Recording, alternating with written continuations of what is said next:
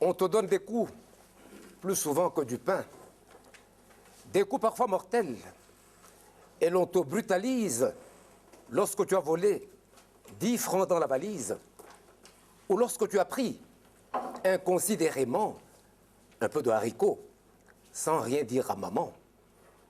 Souvent il arrive que l'on cherche un prétexte en vue de te chasser, surtout quand un prophète ou un simple pasteur te traite de sorcier. Tu quittes la maison et même ton quartier. Quand j'étais un enfant, il n'y avait que la femme qui mettait au monde, tandis qu'aujourd'hui même, la rue a des enfants, ainsi que les marchés. Et ils sont en grand nombre, eux qui se sont fâchés avec tous leurs parents par trop irresponsables. Mais qui pouvait croire des adultes capables de brûler sans pitié certains de ces enfants devenus dangereux pour d'autres parents?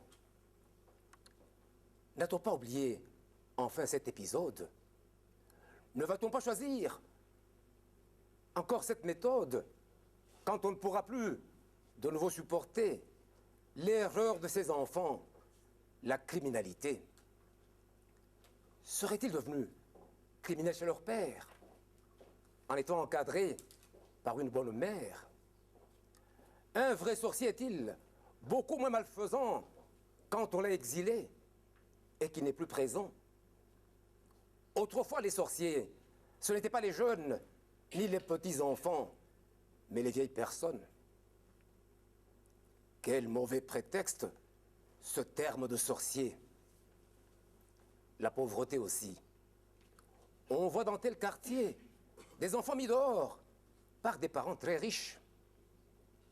Quelle en est la cause quand on parcourt les fiches?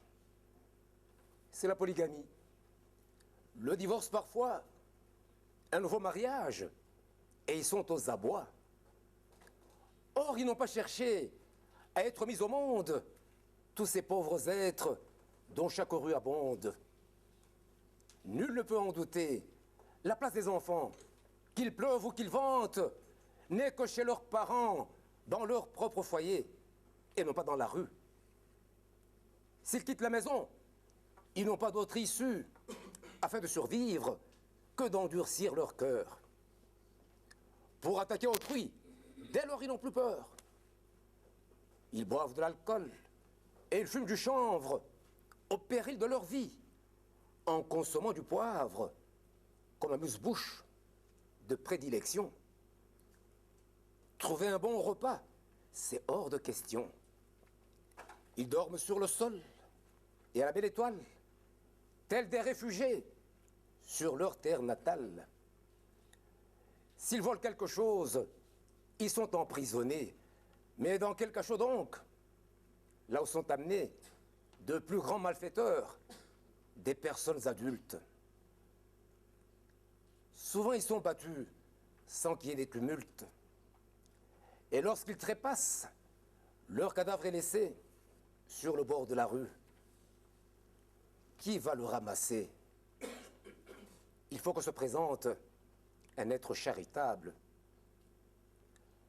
Une telle existence est vraiment pitoyable. Une telle existence est vraiment pitoyable. Une telle existence est vraiment pitoyable.